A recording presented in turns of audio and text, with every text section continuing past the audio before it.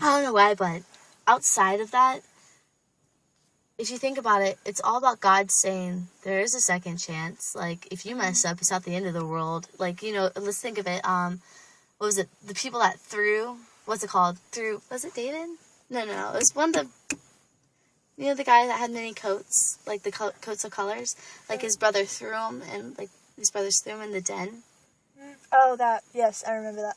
Yeah, like, they wanted him to be, like, dead, instead of killing him, they were like, oh, let's give him to slaves. God gave them a second chance. He ended up saving their sorry asses. Like, God was like, you screwed up, but I still love you, because of what you did to this guy. He actually taught you to have compassion next time, you know what I mean? Right. And I feel like God, like, acknowledges you're gonna mess up.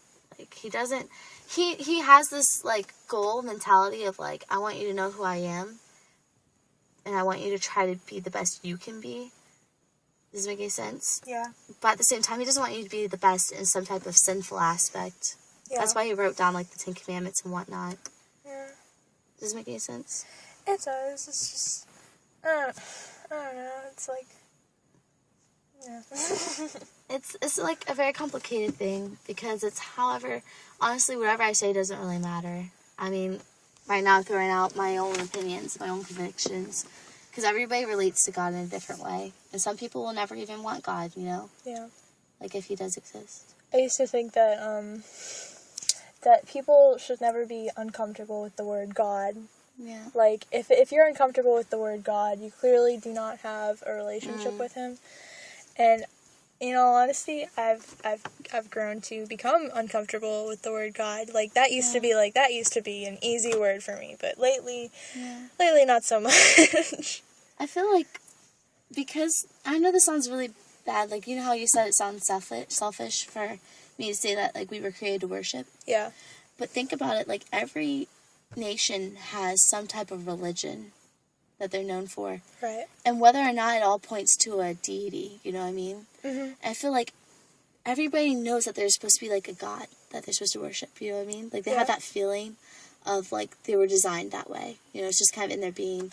And I know it sounds kind of like a broad-minded thing, but everybody's got, like, a different thing, even if it comes, like, with the mindset of being holier. Like, even Buddhism, chanting, anything that can make you holier. Right.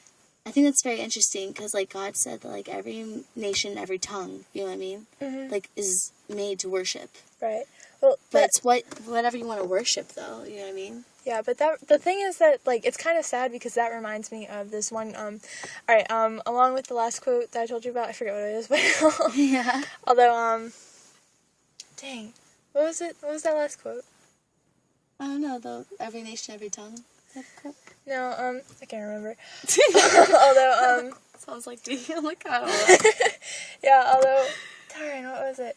Oh, yeah, okay, I read in a book once, and it was the saddest thing, and it was honestly probably what started my spikes of, like, doubt. Religion is a false sense of security.